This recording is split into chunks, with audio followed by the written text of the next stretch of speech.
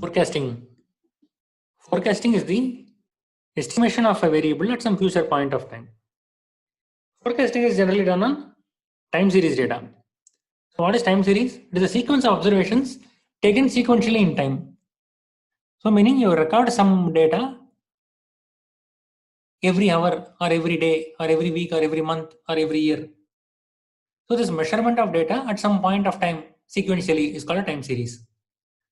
So forecasting involves predicting the value of a variable based on its past data. So this is an example of time series data where we have gold prices recorded year on year. So you can see we have the gold price data till 2009. So based on this data, I can predict what the prices would be during 2010. And these are some applications of forecasting. So retailers like Amazon, Flipkart, they would need to forecast the demand.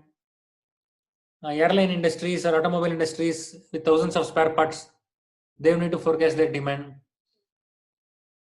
Power consumption would need to be forecast to determine need for new substations or power generation plants.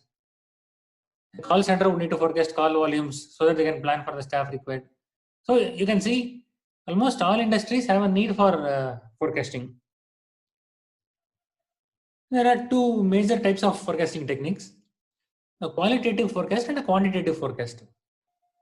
The qualitative forecast is used when there is no historical data available or the data available is not relevant. It relies more on expert judgment rather than numerical analysis. Quantitative, on the other hand, you use when you have numeric data and it is reasonable to assume past patterns will continue into the future. So this is a key assumption of forecasting. So it does not matter if there are huge variations in your past data. It only needs that the patterns will likely continue in the future as well. So that is the assumption we make for forecasting.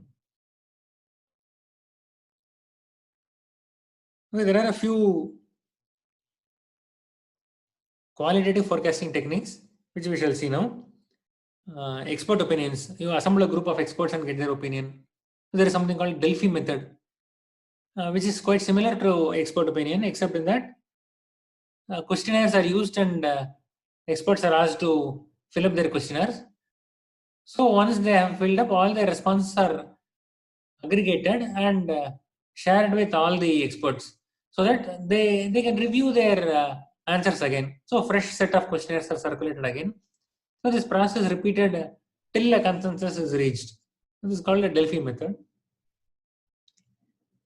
You can perform consumer surveys. You can perform market research.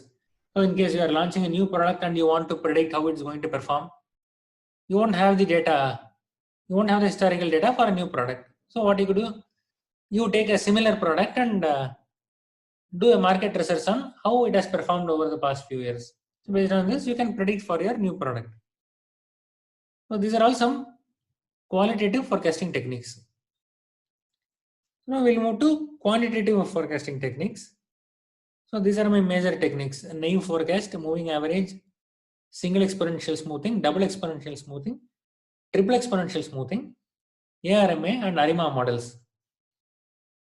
So this triple exponential smoothing or Holt-Winters method and ARIMA, these are the most advanced methods for forecasting. We'll be focusing on triple exponential smoothing predominantly, since it can be implemented using Excel, whereas ARIMA cannot be. But need not worry, triple exponential smoothing performs as well as ARIMA in most cases and sometimes even outperforms ARIMA, even though the logic behind ARIMA is a complex one, whereas triple exponential smoothing is quite a straightforward one.